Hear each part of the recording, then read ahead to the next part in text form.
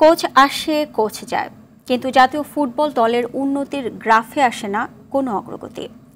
বারবার কোচ পরিবর্তন আর জাতীয় দল নিয়ে দীর্ঘমেয়াদী পরিকল্পনার অভাবে আসছে না কাঙ্ক্ষিত সাফল্য।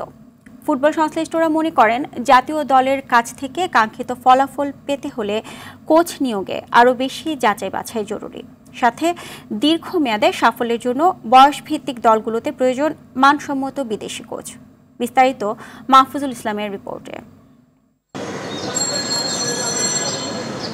গত ২০ বছরে জাতীয় দলের কোচ নিয়োগে record গড়েছে Bangladesh football federation.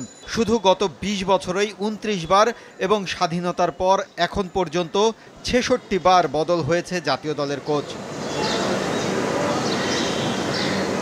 Coach পরিবর্তনের রেকর্ড গড়লেও মাঠের ফুটবল অন্তঃসার শূন্য। ফিফা র্যাঙ্কিংয়ে ১৮০-৯০ ঘরে আনাগোনা লাল সবুজের, নেই অগ্রগতি বা উন্নতি। ২০২১-এ দায়িত্ব নেওয়া কাবরেরা র্যাঙ্কিংয়ে যেখান থেকে শুরু করেছিলেন মেয়াদ শেষের ঠিক আগে, সেখানেই দাঁড়িয়ে বাংলাদেশ দল। বর্তমানে দায়িত্বে থাকা বাংলাদেশের ৬৭তম কোচ হাভিয়ের কাবরেরার মেয়াদ শেষ হবে এ ডিসেম্বরেই। সংশ্লিষ্টরা বলছেন, কোচ নিয়োগে আরও সতর্কতা ও কোচকে সময় দেওয়ার প্রয়োজনীয়তার কথা। কিন্তু আমার মনে হয় যে ঘন ঘন কোচ বদলানো ঠিক না। একটা কোচের টাইম দিতে হবে। তো দেশের বিদেশ থেকে একটা কোচ এসে তার দেশের এনভায়রনমেন্ট, দেশের ফুডিং এনভায়রনমেন্ট, প্লেয়ারদের অ্যাটিটিউড, বিহেভিয়ার, এগুলো জানতে কিন্তু সময় লাগে অ্যাজ এ কোচ। এবং তার ১ বছর ২ বছর এমনি যায়। তারপরে যখন আস্তে আস্তে ভালো খেলতে থাকে, তখন কিন্তু বিগত দিনে দেখা যাচ্ছে কোচ চেঞ্জ হয়ে গেছে। গত ১৬ বছরে তো অনেকগুলো কোচ চেঞ্জ হয়েছে, প্রায় ১০-১২টা কোচ চেঞ্জ হয়ে গেছে। কিন্তু এইটা কিন্তু আমি এটার পক্ষে না। অ্যাজ এ প্লেয়ার আমি মনে করি একটা কোচকে সময় দিতে হবে, এবং কোচ যখন গোছায় আসবে এবং তাকে যখন যে সে উঠবে, যখন সিঁড়ি থেকে যখন উঠে একটা পর্যায়ে আসবে, তখন তাকে একটু সাস্টেন করার জন্য সময় দিতে হবে। দেন আমরা দেখব কি করতে পারে। তখন কিন্তু আমরা চিন্তা করব যে ২-৩ বছর পরে আমরা চিন্তা করব যে সে আসলে কোন লেভেলে নিল। তারপরে আমরা চিন্তা করবো যে থাকবে না। কিন্তু আমি এটার কোনোদিনই পক্ষে না যে একটা কোচের হঠাৎ চেঞ্জ করা। এটার জন্য একটা প্ল্যান দরকার। ওই প্ল্যানটাই আমাদের নাই।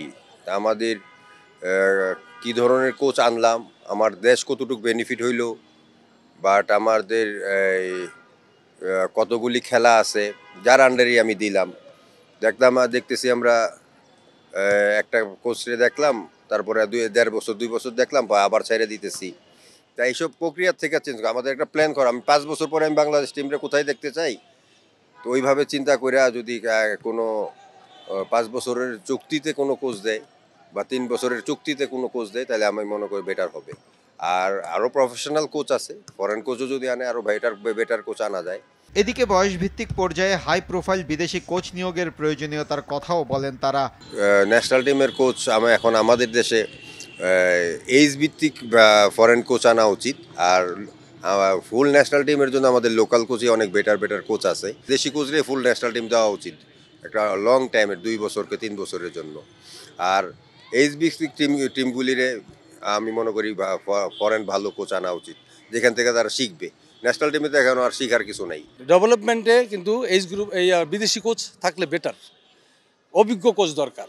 বিদেশের সব দেশে কিন্তু অভিজ্ঞ কোচরা কিন্তু নিচের লেভেলে কাজ করে বেশি, ইয়াংরা কিন্তু টপ লেভেলে কাজ করে। সেই ক্ষেত্রে আমাদেরও এই পরিবর্তন আনা উচিত যে এই লেভেলে, নিচের লেভেলের অলওয়েজ বিদেশি কোচ, এই অভিজ্ঞ কোচ দিয়ে ট্রেনিং করালে লাইসেন্স পাওয়ার পরে এইসব থার্ড ওয়ার্ল্ড কান্ট্রিতে এসে কিন্তু ওরা এক্সপেরিমেন্টাল ওদের এক্সপিরিয়েন্স গ্যাদার করার জন্য আসে।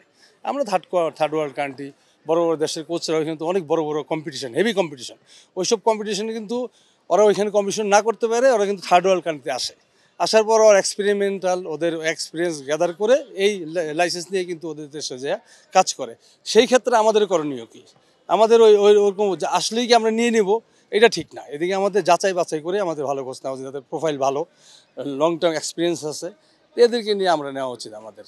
আমরা যারা তারা নিয়ে কোচিং করা এটা হয় না। ওর প্রোফাইল স্ট্রং না হলে কেন নেব? অনেক প্লেয়ার, অনেক কোচরা এসে এক্সপেরিমেন্টাল এখানে কাজ করে, এটা সত্যি কথা। তবে বাংলাদেশের ফুটবল কাঠামোর আমূল পরিবর্তন না আনলে সাফল্য অসম্ভব বলছেন সংশ্লিষ্টরা। মাহফুজুল ইসলাম, RTV, ঢাকা।